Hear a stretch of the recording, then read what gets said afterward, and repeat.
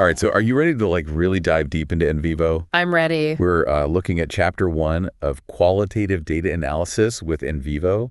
I think this chapter is just packed with insights that I think are going to make people think like, why didn't I start using this sooner? It really does. I mean, like, I really think it challenges some of those preconceived notions that people might have about qualitative research software. Yeah, like I always thought it was just for crunching data after, you're drowning in interview transcripts or something. Right. But this chapter makes it clear that like NVivo can be your partner in crime from day one. Absolutely. Almost like a, super organized research assistant. That's really one of the key takeaways, is that it's not just an analysis tool, it's for project management from the very beginning. Yeah, and it's not limited to interviews and focus groups either, right? Right, exactly. I mean, Yeah. think about like literature reviews, observations, really any research involving qualitative data. So you're telling me I can finally like tame the beast that is my literature review notes? Exactly. Because right now it's like a jungle of scribbles and half-formed ideas in like, 12 different notebooks. Yeah, so just imagine having all of those notes, thoughts, organized and searchable and connected. That's what NVivo can do. Yeah, that's what NVivo brings to the table. It helps you manage that inherent messiness of qualitative research and keep your data, your ideas, and your thoughts organized in a way that makes sense. Okay, that's already making me feel calmer. Yeah. But like, what about that fear that some researchers have that, software is somehow going to take over the research process? Oh, yeah. Like, is the software going to tell me what to think? Yeah, I totally get it. It's like, is it going to do my thinking for me? But the chapter actually addresses this head on. Think about it like this. A scalpel can be used for surgery, or it can be used for less noble purposes. Right. It's all about how you use it. So it's not about NVivo like dictating my methodology. Yeah, right, exactly. You still need to have well-defined research processes, whether you use software or not.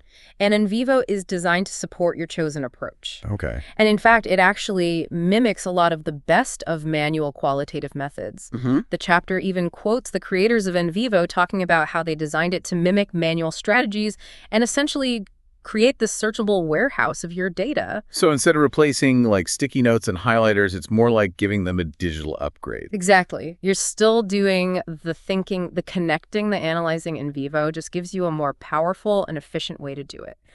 And this is where it gets really interesting, because the chapter talks about this idea of a methods with approach. Methods with. Sounds kind of intriguing. Lay it on me. Okay, so Yeah. the idea is that we acknowledge this potential for mutual influence between the researcher and the tool. Yeah. So instead of fearing the software's influence, we can actually be mindful of how it might be shaping our thinking, and in turn, how our thinking shapes the way we use the software. Oh, so it's like a dance, like a tango between the researcher and the software. Yeah, I like that. A tango where you're both leading and following, responding to each other's moves. This is definitely shifting my perspective on NVivo a little bit. But I got to admit, I always thought it was something you jump into once you've got like mountains of data. Yeah, that's a common misconception. One of the most surprising things that the chapter emphasizes is don't wait. Start your NVivo project early, even before you collect any data. Oh, what's the point of firing up NVivo when I'm just starting to, formulate my research questions? Well, think about it. Those early stages are when you're just like brimming with ideas, exploring different avenues. But how often do those like brilliant thoughts get lost in the shuffle? Oh, all the time.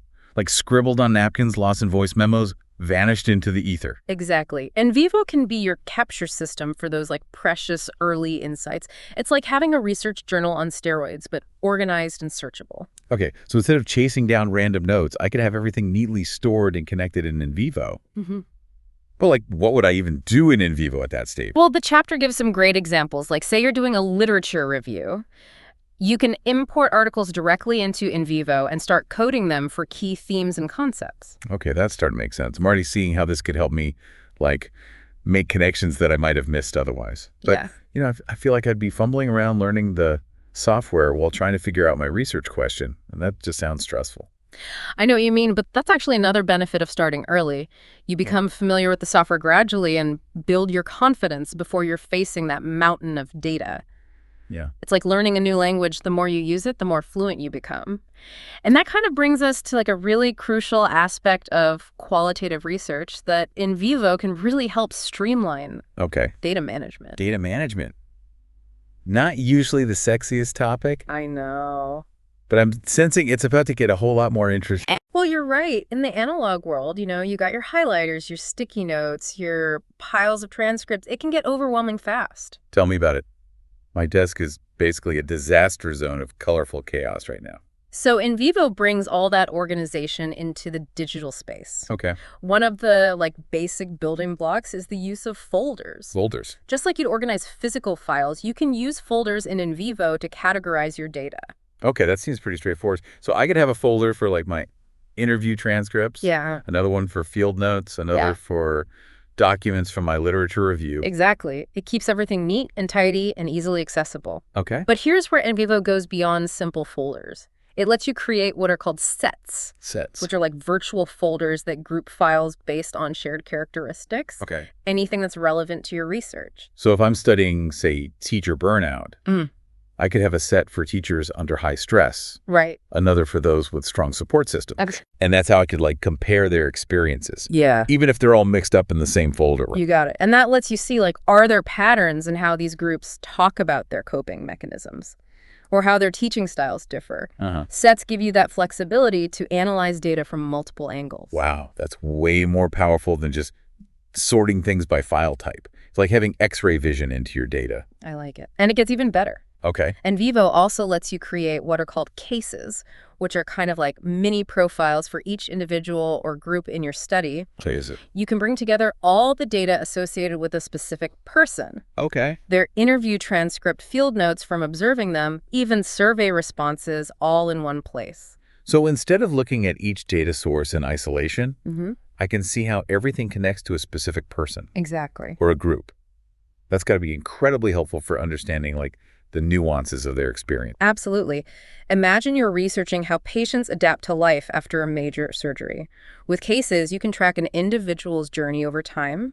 You see how their interview responses relate to your field notes from their physical therapy sessions, and how that all ties back to their survey answers about their emotional well-being.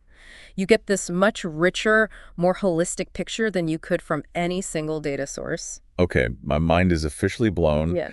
I'm starting to see how NVivo isn't just about managing data. It's about making connections and uncovering insights that would be almost impossible to see otherwise. Exactly. And all of this organizational power comes into play when you actually start analyzing your data. Okay. And that's where coding comes in. Coding. Oh. I've heard whispers of this mystical process. Yeah. Enlighten me. It's really not as mystical as it sounds. Coding is essentially the process of tagging segments of your data. Okay. Text, images, even audio or video with labels that represent key themes, concepts, or ideas. So it's like highlighting a passage in a book and writing a little note in the margin about what it means to you. That's a great analogy. So let's say you're coding an interview about workplace stress. You might highlight a phrase where the participant talks about feeling overwhelmed by deadlines and tag it with the code pressure. Okay. Another section where they talk about feeling unsupported by their boss could be tagged with lack of support. I see. And then I can use those codes to see how often those themes come up. Yes. Maybe compare how different people experience pressure versus lack of support. Exactly. And NVivo lets you create hierarchies of codes. So pressure and lack of support could both fall under a broader category like sources of stress. This helps you build a structured framework for understanding your data. So it's like creating a map of the key themes and ideas that emerge from your research. I like that. But what happens when you have tons of codes and you want to explore the connections between them? Yeah. That's where those queries you mentioned come in, right? You're catching on quick queries or asking questions of your data. You've carefully coded everything, and now you want to find all the instances where, let's say, pressure and coping mechanisms occur together. Okay. That's a query.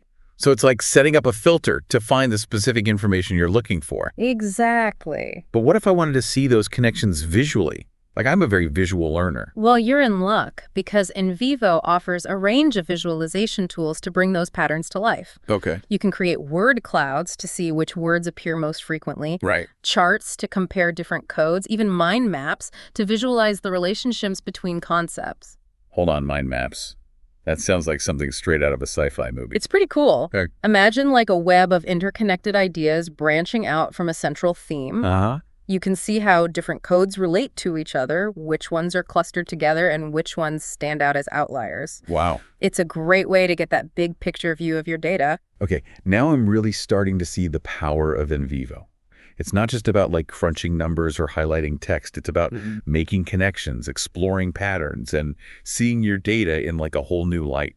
And remember, these are just a few examples of the many ways NVivo can enhance your research process. Right. As you dive deeper, you'll discover even more tools and techniques that will help you unlock the hidden insights within your data. Yeah. But before we get too carried away with like the tech side of things. Yes, bring us back down to earth. Right. We're ultimately trying to understand people and their experiences. Exactly. And that's where those memos we talked about earlier really come into play. Ooh, the plot thickens. Right. Tell me more about how memos work in NVivo. Okay, so we've talked about folders and sets and cases and coding and queries. It's like NVivo's giving us this amazing toolkit for organizing and dissecting our data. Right. But where do memos fit into all of this? So think of it this way. You're deep in the analysis process.